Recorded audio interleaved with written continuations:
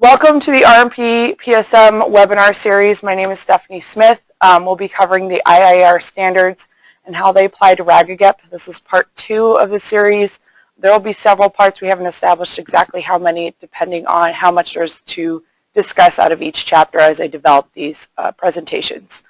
Our producer, Nick, today will be in the background keeping us in order and also taking questions. Feel free to use the question menu option in your controls. And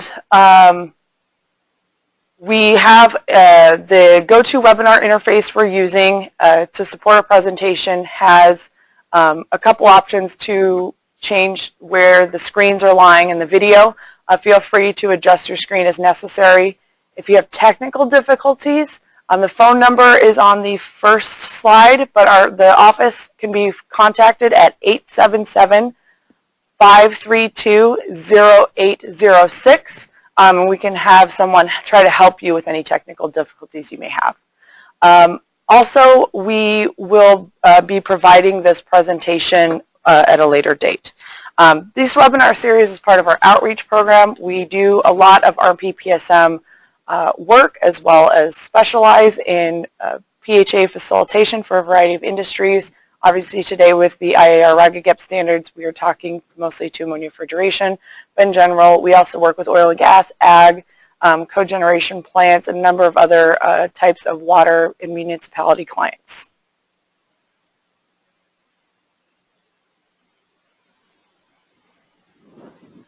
Okay, this isn't working. There we go. Okay. So again, my name is Stephanie Smith. This is my title slide for the IIAR Standards, and we'll go right into the summary.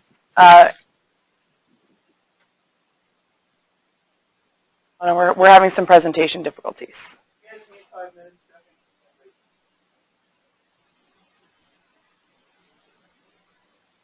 Okay. Okay, I apologize. We paused the application, so it wasn't coming through. Okay, so this is the cover or the title slide for this presentation. Again, the phone numbers are at the bottom. They are on your handouts we sent. So if you're having any technical difficulties, please feel free to call those phone numbers. In summary, we're going to just cover some quick general information on the IIAR 2 standard. I covered some of this in part 1, but I want to reiterate a few things going into this part of our discussion.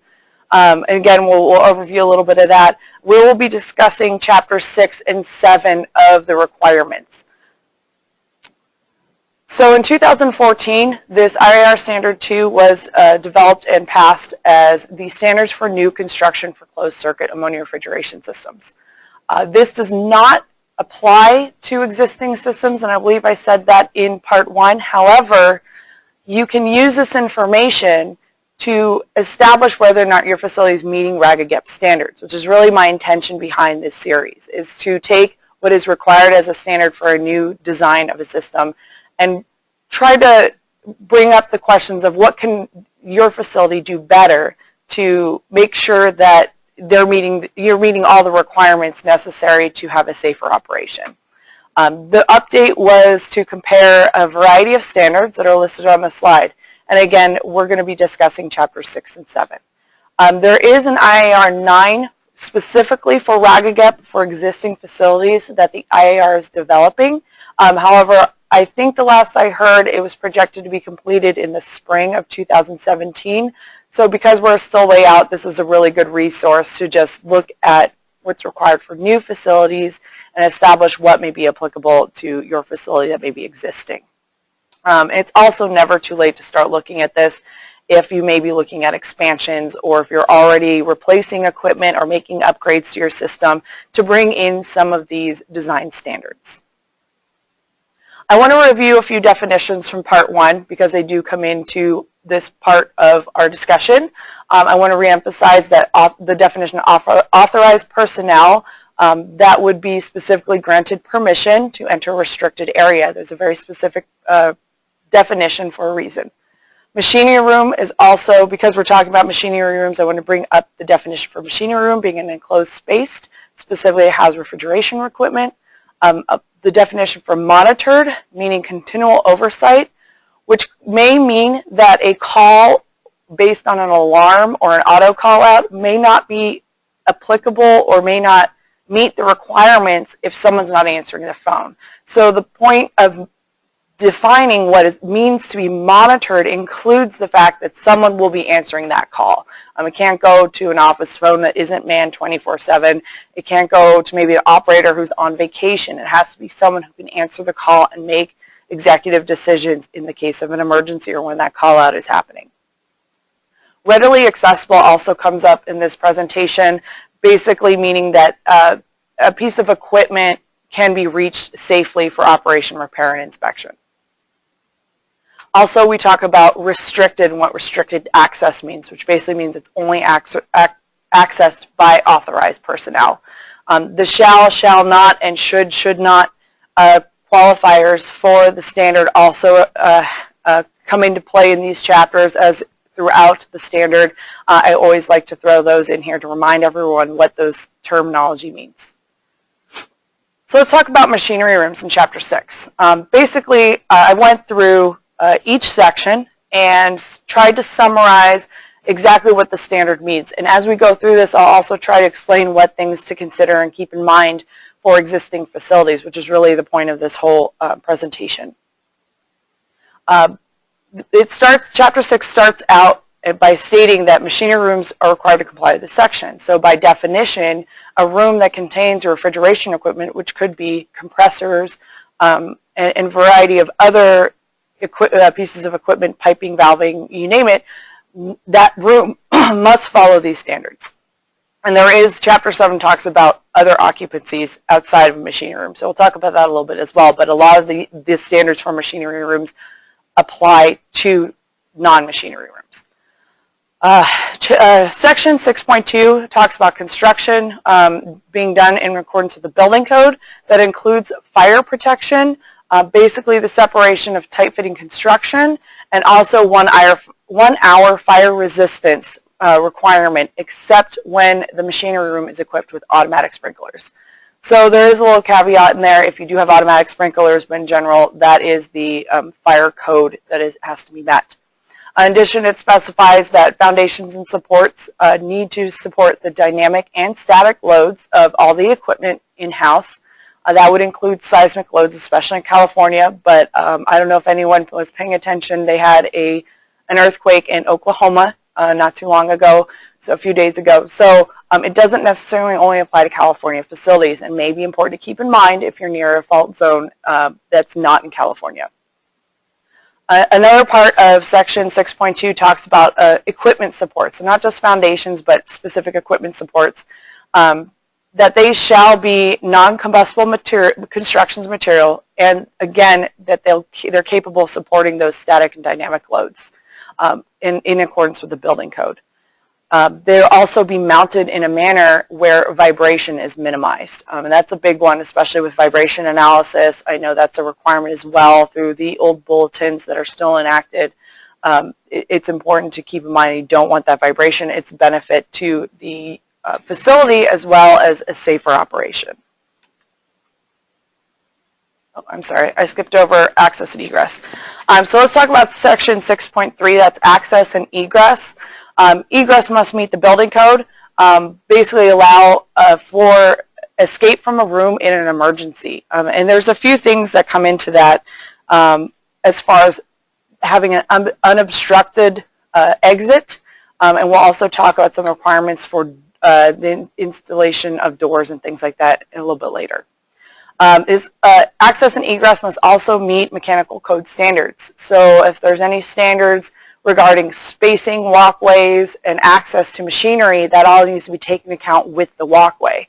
For instance, fire code in California states that you must have at least 36 inches in a walkway. Well, that may mean if you need additional room for maybe maintenance or to store some things next to a piece of machinery, that walkway needs to be a little bit bigger. And if the fire department comes by and says, hey, you've got stuff stored in this walkway, you don't really have a 36-inch walkway, they have reason to suspect that you're not following code.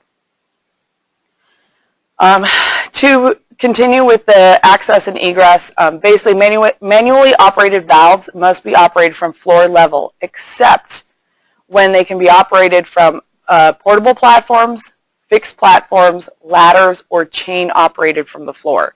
So there are some options for valves that are manually operated and may be up at an elevation. The only exception to the elevation access is emergency manual isolation valves. So if anything needs to be used in an emergency, that must be accessed from the floor or chain operated. It's very important to consider that in an emergency, you will not have time to climb a ladder, grab a platform, or climb up to a platform to turn a valve that needs to be isolated very quickly. So any manual emergency valves need to be accessed from the floor.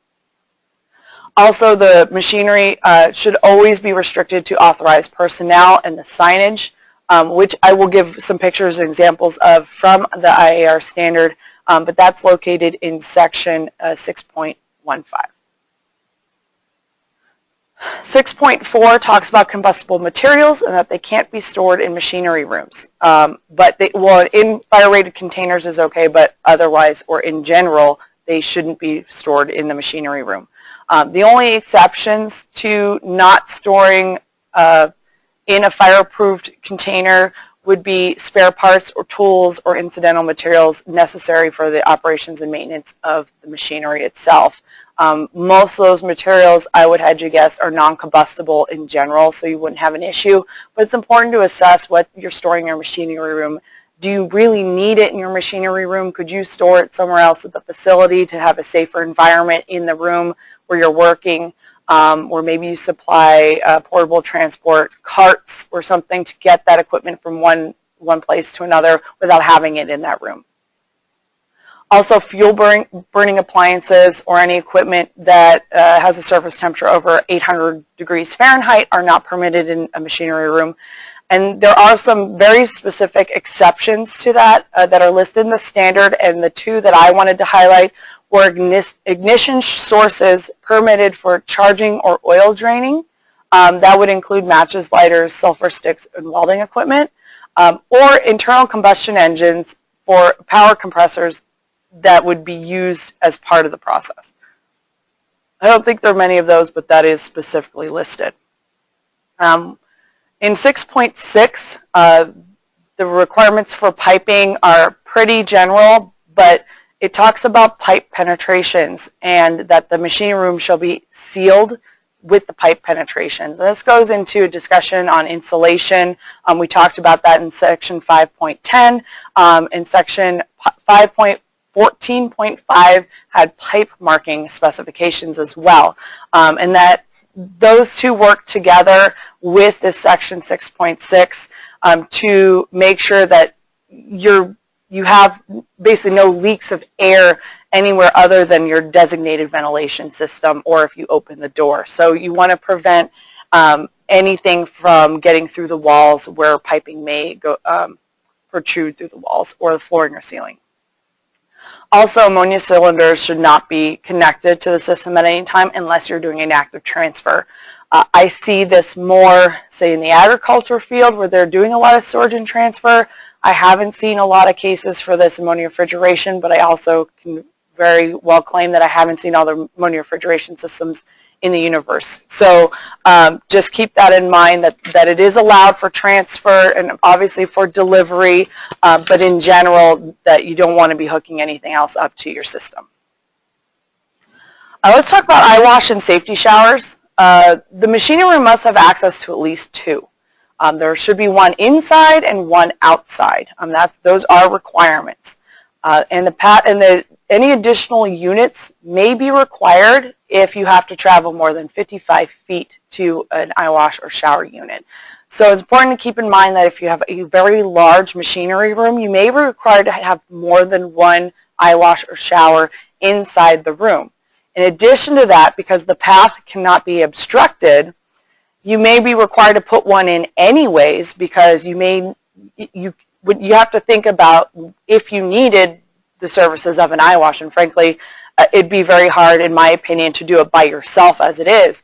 but you would have to find your way to the eye wash by yourself in a machinery room. And if you have to climb over equipment, step over a pipe, or get one way or another around the room, it may not be a viable option, and you may need to install extra eye washes to make sure that's never a case.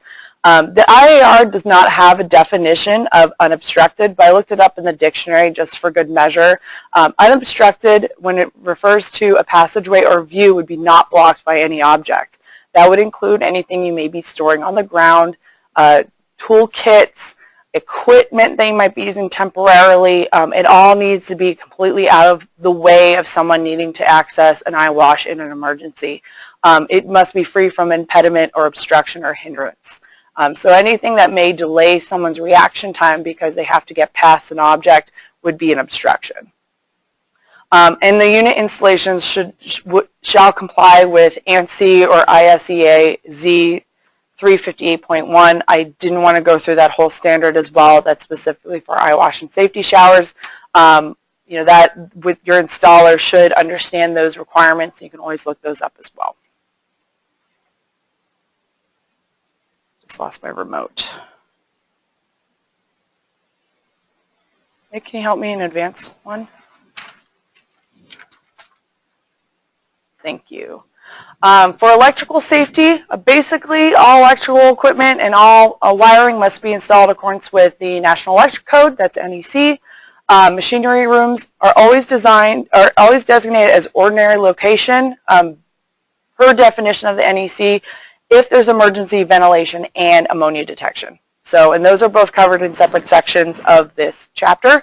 But in general, if you have those two items in place, then you will be classified as ordinary. Otherwise, if there's no ventilation, you must be classified as a Class 1, Division 2, Group D hazardous classified location.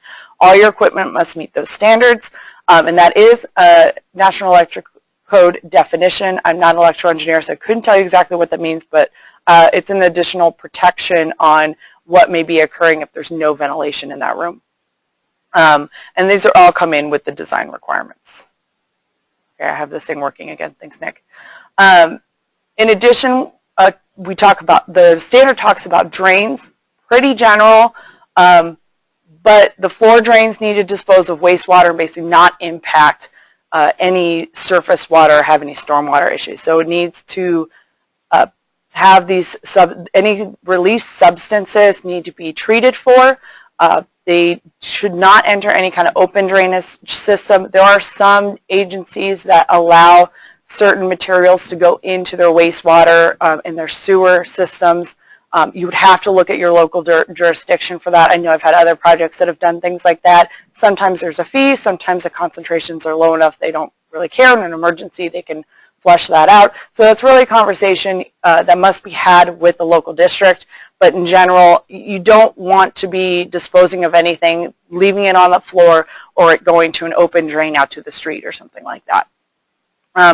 There will always be a means to limit the spread of any kind of liquid ammonia spill into the system. Again, you may have a diked area around your equipment to prevent some of that, so you can clean it up properly and have it disposed of as hazardous waste. There may be other methodology, and IIAR has kind of left it up to each facility to decide what that is with some basic requirements.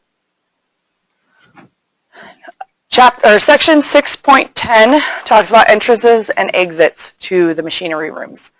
There should be two doors, two exit doors or two exit entry doors in rooms greater than 1,000 square feet. The doors should be self-closing, tight-fitting, and egress should be outward when it comes to exiting a room. And again, this comes into emergency standards where you don't want a door opening in if you're trying to get out of a room in an emergency. So they require that those doors open out, that they're an easy open, again, so that you don't have people panicking in an emergency or stuck in a closed room with a release. The doors must be separated by a horizontal distance that's greater than half the maximum horizontal dimension of the room. And that sounds complicated, but basically means that you have to take at least two opposing sides of the room and install those doors on opposite sides. Part of that is for safety and for allowing that if one door is obstructed or one door may have a release that's right next to that door, you can use the other door on the opposite side of the room to exit.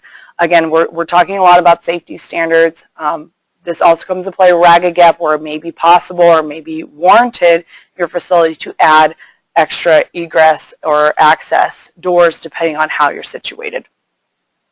Also, all portions of the room should be within 100 feet of an exit door, unless the building code permits otherwise. So again, going back to that safety, allowing your operators and the people working at your facility to have easy access to exit in the case of emergency. If there are no fire sprinklers, the doors should be 1 hour fire rated. So when they're closed, you can contain that fire within the room.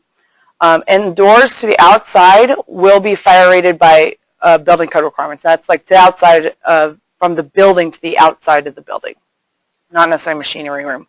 And the exit doors leading to outdoors should also never be obstructed by an unsafe condition. Here they say beneath a fire escape or open stairway. Basically, if you have people exiting a machinery room and there's a release and you put the door right underneath a fire exit stairway that the rest of your facility is using to exit, doesn't really make much sense. It almost seems like you'd be putting people in more danger than safe. So that's all. Those are all design standards to keep in mind. Those are RAGAGEP ideas or best practice to take a fresh look at your facility and see if that's an issue you may have to address for a better and safer working environment. When we talk about lighting, light fixtures require at least 30-foot candles. And I actually had to look this up because we don't talk about foot candles a lot in school. But that essentially means that a foot candle is the luminescence of 1 square foot. It's kind of an old way of, an old unit of measure that they used to use, but lighting equipment by industrial standards all go by this. So you should be able to find talk to an electrician or talk to a maintenance person, someone who can find the information based on how the machinery room is lit. You should be able to meet those standards very easily because they're all rated for this. But I want to kind of give a background on where that came from. It's a very old unit of measure for lighting. A lot of people use lumens, and I think there's a couple others that are used pretty commonly as well, but this is what the standard uses. And this illumination also occurs at 36 inches above the floor. So not necessarily at floor level, but at eye level or mid-level from the floor. Manual control should also be provided. And it does state that occupancy sensors are allowed and permitted. However, they cannot be the only means to adjust or to control lighting in the room. So let's talk about emergency control switches. Essentially, you do have an e-stop that's clearly ID'd and tamper resistant and located outside the machinery room. You do not want an e-stop inside the machinery room where someone may have to go into that room when there's a release in that room. So it's important to note that it should be outside the room. There are remote options as well now, and there are options to have, whether it be remote control from, say, a phone app or something of that nature, or if you have it wired to an egress point or safe meeting point at your facility.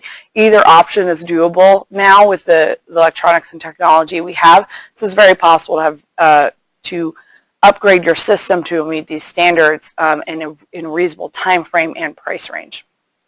For e-stop, off-only control is required, and all normally closed automatic valves need to that are located in the machinery room also need to meet that off-only control. There should always be an on or auto override capability for emergency ventilation. So basically, if you have an emergency and you hit the e-stop, that ventilation should kick on automatically, or have when the e-stop is hit. So it could be like an automatic connected to alarms, or it could be when you hit that e-stop, it turns on the ventilation system. Each function of the switches should be clearly marked. Again, going to labeling, understanding in an emergency situation, someone could be in a state of panic, so having everything very clearly written down. Also, training comes into this, although it's not stated in the standards, to make sure your people are trained and know what's going on with these controls. There are also audible visible alarms that warn access to the room, that it so that someone shouldn't enter that room if there's been a release in that room. I've seen these alarms on the outside of the principal door, basically. Very clear, do not enter this room unless you're an emergency responder that has been equipped in order to respond to whatever's going on. And that ties into section 6.13, and which also segues into chapter 17, which we won't talk about today. We'll talk about that later. It discusses detection and alarms much more thoroughly. But there must be at least one ammonia detector provided in the machinery room or in the area of the machinery room. A lot of designs now I see have them pretty much all over the place, especially by the bigger equipment. In general, it's always good practice to have those controls and alarms in place. This may be a very good RAGAGEP area for your facility, depending on when it was last updated and when you last took a look at what your system's doing and what's controlling the system. An alarm should always report to the monitored location, again, that call out that happens, greater than 25 ppm. That's kind of your starting alarm. It's 25 ppm. And again, going into the audible and visible alarms being outside the machinery room to enable people to see and without going into the room. To continue on with the ammonia detection and alarm section, anything less than 25 ppm, again, requires no alarm. So greater than that, you have these set points of where things occur with your controls. At 25, you have activated visual and audible alarms, and that's per this section or per the requirements we just talked about. Greater than 150 ppm, activating those visual and audible alarms and activating emergency ventilation. And that goes into the next session. We'll start talking about ventilation in the next few slides, and that will be something we talk about a little bit more as far as emergency ventilation, what the requirements are for that. Anything greater than the upper detection limit or 40,000 ppm shall activate all of the above and de-energize the equipment. Now this comes with a caveat: you shouldn't de-energize your emergency ventilation or your alarms. So that means those emergency controls should all be on a separate circuit that does not get de-energized during this type of emergency when you hit this level. And we'll talk about that a little bit. It's a little bit later in the presentation. We talk about a little bit more during emergency ventilation. But in general, you don't want to shut off your emergency controls, so that should always be on a separate circuit, and there are ways to do that. It is also important to note that emergency ventilation should not be shut down at any time and should continue to operate until manually reset. So someone needs to actually go to the controls and say, okay, we've cleared out the air, we're good, there's no more emergency, we can shut this down now. It's also important to note that normally closed automatic refrigeration valves, again, should not be de-energized during the emergency as well. They're normally closed. There's usually a reason for that. And again, you need to evaluate what is the safest operation. Does it make sense for certain valves open and close? Should we put them on that circuit, program the controls to be activated in a certain way? This takes some work to assess what's important, what's not, and how to safely operate and control everything in an emergency. So in general, for ventilation, outdoor air has from outdoor air, they have a couple of rates of regular ventilation that are required. And basically any fans or units that are not intended for ammonia use should not be used. They should be de-energized if they, during an emergency operation. Let's talk about exhaust ventilation specifically. Basically, venting to the outdoors is allowed, but they have some requirements. Part of that is, activating that during leak detection and making sure temperature sensors that are manually operable. So you can kind of do it as far as controlling what your exhaust ventilation, you can control it a number of different ways. But there are, if you use leak detection, then it has to meet the leak detection requirements in 6.13. So there's some other caveats that as far as meeting requirements of other sections. The exhaust air ducts should only serve the machinery room.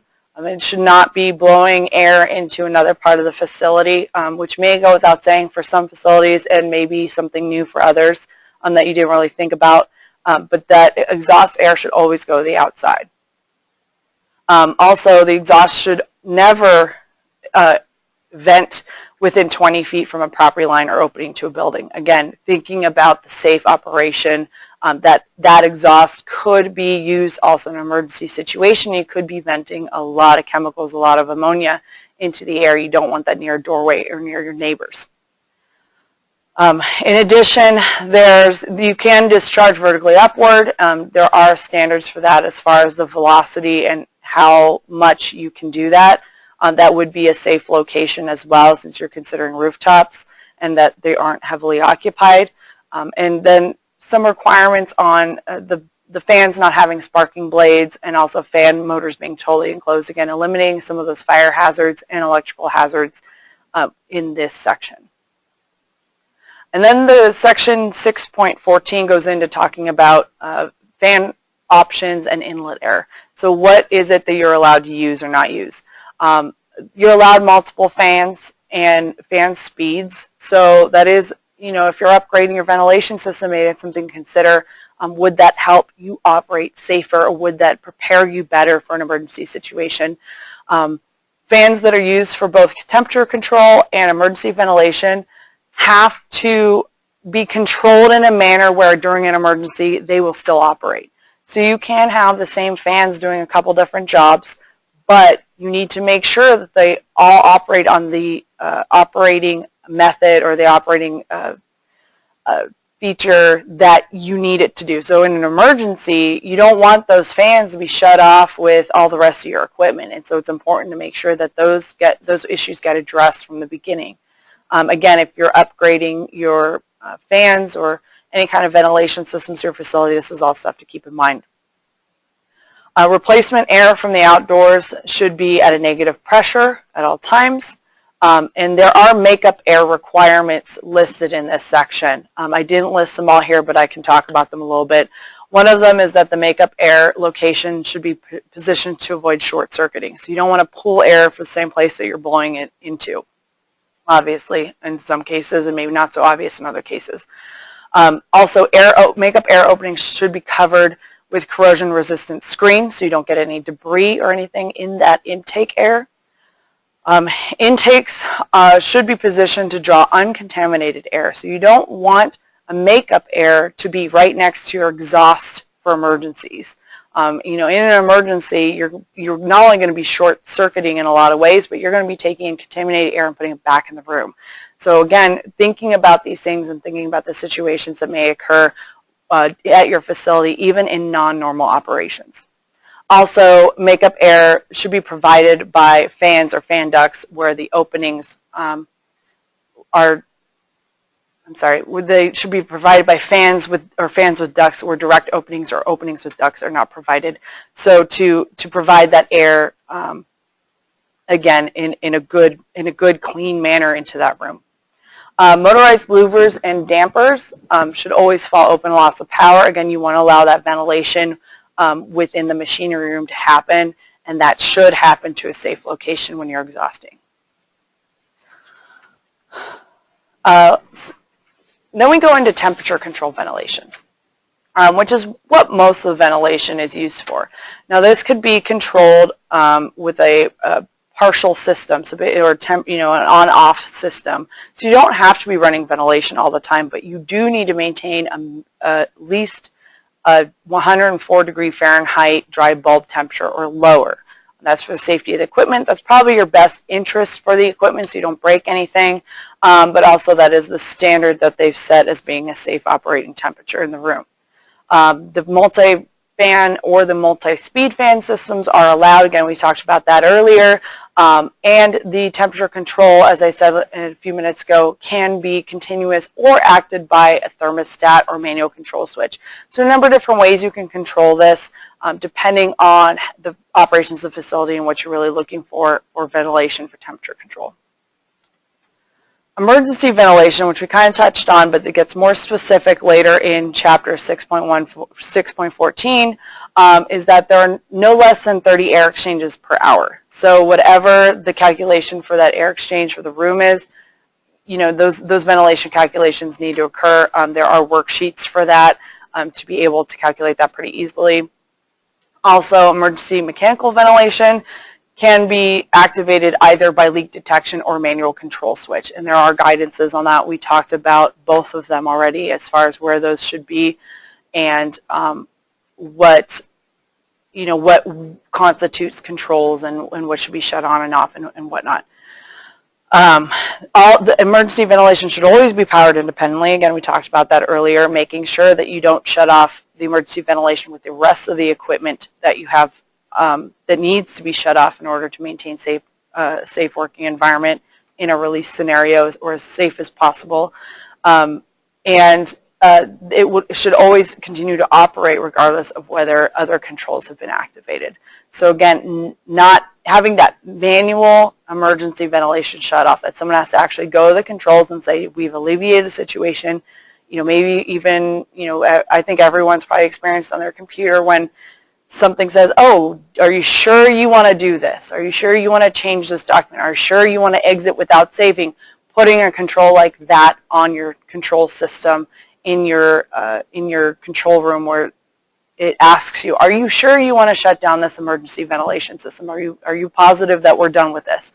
That may also help, again, RAGAGEP standards, best practice, that may help an emergency situation and when things are done to help with a safe environment and working environment. Also, the system should always notify the monitored location or the call out, the person who's responsible for making sure that it's handled properly upon loss of failure of the emergency ventilation or failure to activate the system. So there's a couple other call outs there. Again, going to monitored location, someone who's going to answer the phone, not an empty office, not someone's work phone that doesn't answer it on the weekends. It has to be a 24/7 phone. And ventilation testing is talked a little bit about here, although a lot more is talked outlined in 17.3, which we haven't gotten to yet, and it is specific for alarm testing. But in general, there is a schedule that should be established by manufacturer. If there's not, the requirement is at least twice a year to test the alarm system.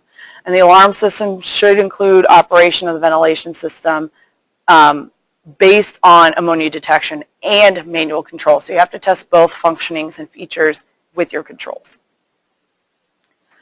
And we talked about signage a little bit. I do have some pictures on the next slide as examples. Those are in Appendix J of the standard. If anyone has a copy of the standard, you may get a better picture. Maybe we'll see it more up close than I have on the slides. But in general, the signage needs to meet NFPA 704 and mechanical signage requirements. Also, alarm signage is discussed in Chapter 17.6. Again, we'll get to that in another part of the segment. And the restricted access signage is at least suggested as follows. Appendix J is an informative appendix, which means it's a suggestion for what you should do. Now you go to any signage company and they'll probably say, okay, here's what you need or here's what you should be looking at buying, but there's no requirement on exactly what you need other than it needs to meet those code standards. So this is your guidance. There is an authorized or restricted personnel sign on each of these doors. They also have details on alarms and what the alarms mean.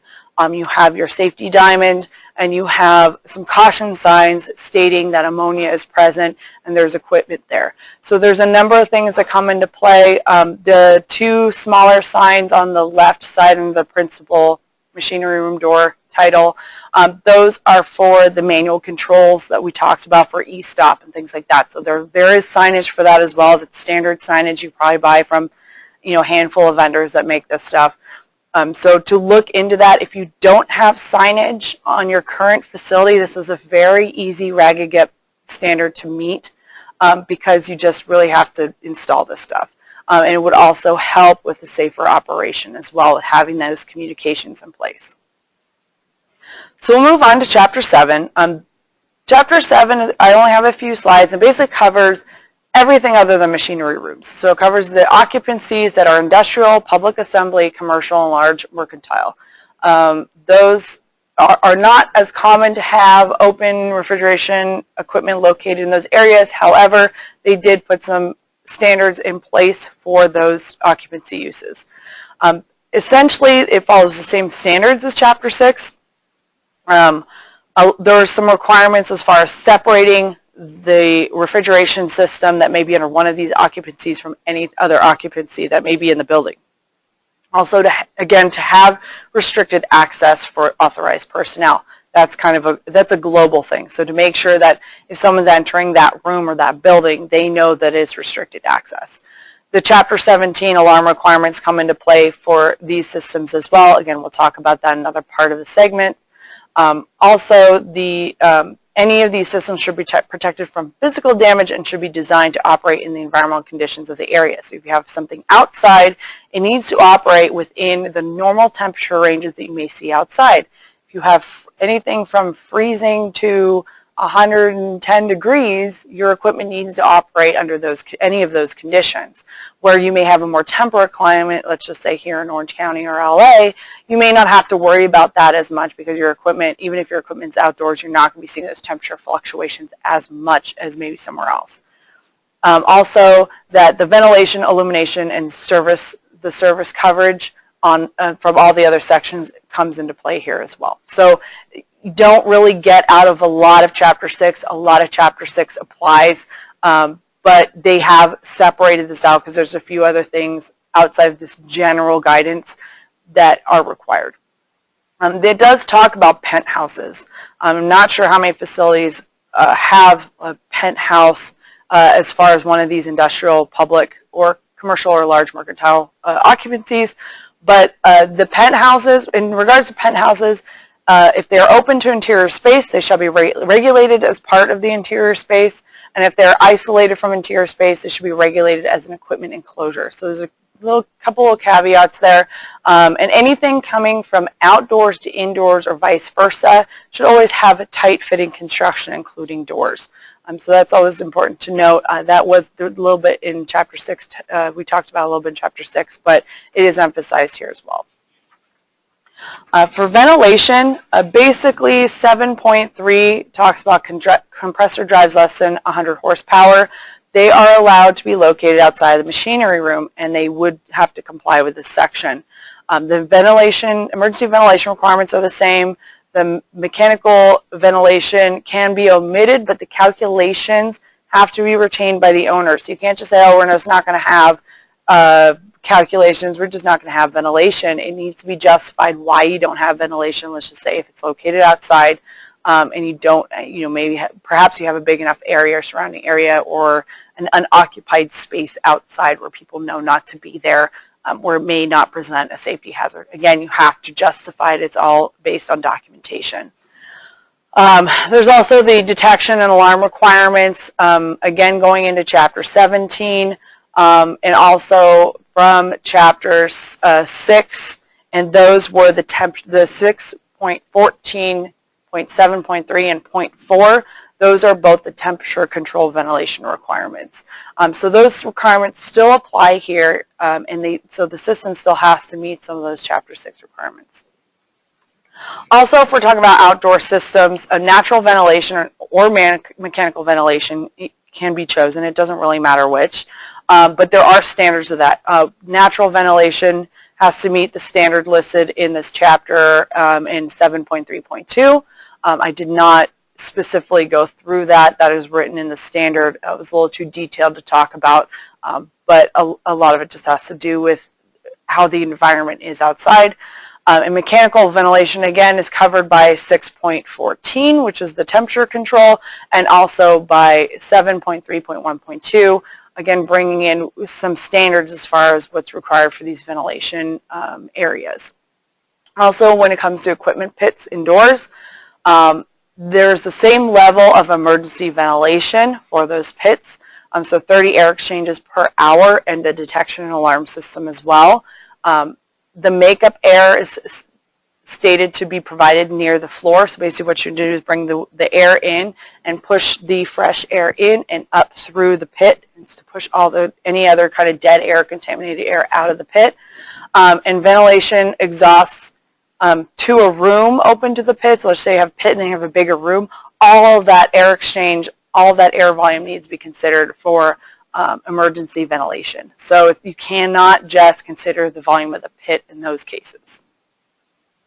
And that concludes our Chapter 7 discussion, as well as obviously Chapter 6 we covered earlier. I'm going to try to cover Chapters 8 through 11 in my next presentation. Depends on how detailed I get with these. They are shorter chapters because they're equipment specific.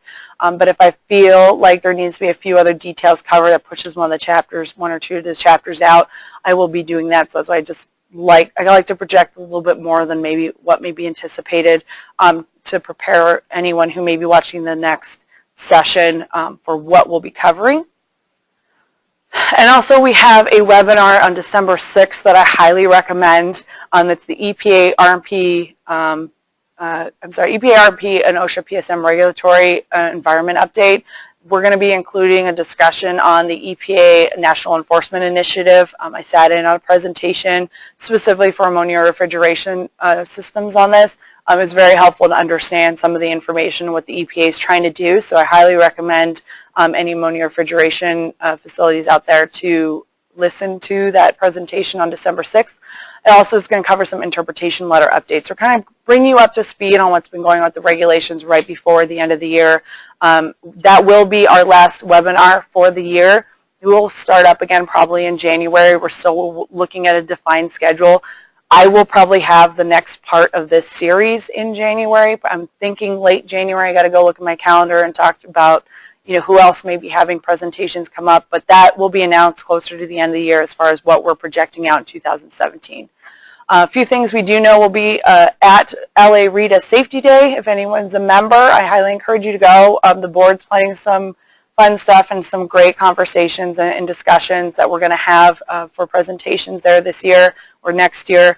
Also, we have RMP has abstracts that are tentative right now. We've submitted them to the Global Congress of Process Safety in May, I believe it is. We're still waiting to hear back if we have anyone speaking, but it's March. I'm sorry. I was just told it's March. So, we're still hearing back about whether or not we're speaking, but it's always a good conference to go to if you can make the trip out there. And with that, I will open up for questions and remind everyone that the audio and PowerPoint will be recorded and available within a week. Usually sooner. We always like to give ourselves a little bit extra time. And with that, I'll open up to questions.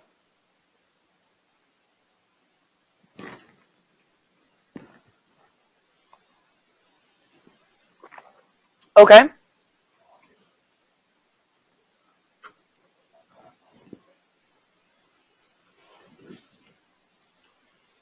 I don't know if I do, but go ahead and read the question. So our first question from our audience is, in regards to machinery room requirements, what about gas-operated fans only used for emergency situations? I did not see anything within the standard regarding gas-operated fans. I would honestly have to look into that a little bit more, or probably contact someone over at IIAR to get a firm answer on that. If the gas-operated fan provides an unsafe environment while operating, I would say I wouldn't be the one to authorize its use, only because you're introducing an ignition source. So under the right conditions, you could have a lot of issues with that. However, I'm not the regulating authority, and I'm not an expert in exactly how IIAR would handle this. So I'd really like to get back to you on that and respond via email. And I'll go ahead and ask around to make sure I give you the right answer and a thorough answer on what exactly IIAR is expecting from that. Follow-up question. How should I approach RAGAGEP at my facility if I'm just getting started? So if you're just getting started on RAGAGEP, I would hit the easy targets first. I kind of mentioned Signage is a very basic one. If you're already doing upgrades to equipment and you can take a fresh look at what requirements you have and what standards you're meeting, that may be a very easy way while you're already doing that. Say you're a program 3 and you have to go through the MOC process anyways, maybe incorporate this RAGAGEP conversation into that analysis and make sure that you are going to be operating as safe as you can. Any upgrades or taking a fresh look, getting a third party in there that maybe have a different perspective, talking to other facilities. If you have friends or colleagues at other facilities, or maybe met them at a conference, to discuss with them what they're doing at their facilities and how they're changing it.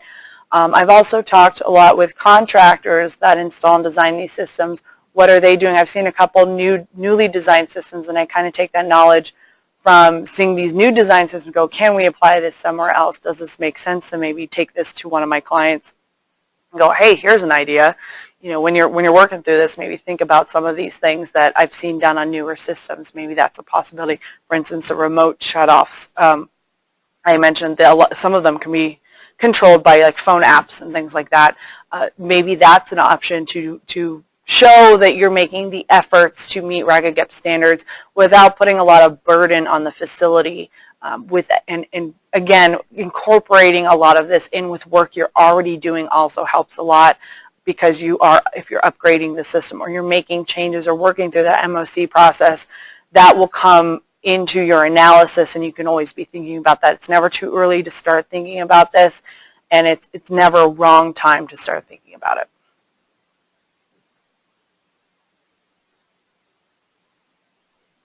Question: what are some of the easier things to address from this presentation for RAGAGEP?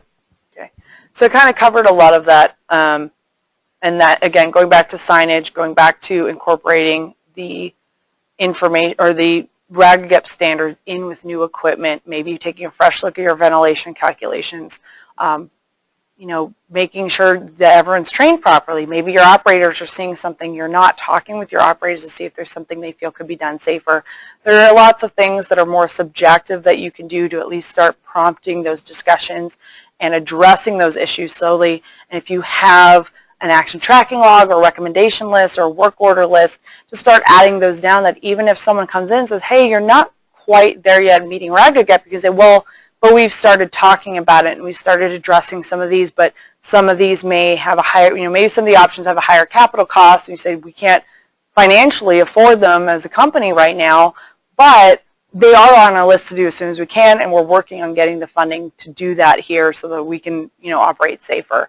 In the meantime, here's what we've done, and here's what we're trying to do. So there are ways to address a lot of RAGAGEP issues and standards and move in the right direction without a lot of jumping through hoops and almost too much work and having that overburden of work where you can't properly do what you need to do to meet those standards. Anything else? All right, I'm being told we're done today, so I hope everyone has a great rest of the day, and we'll see you on part 3.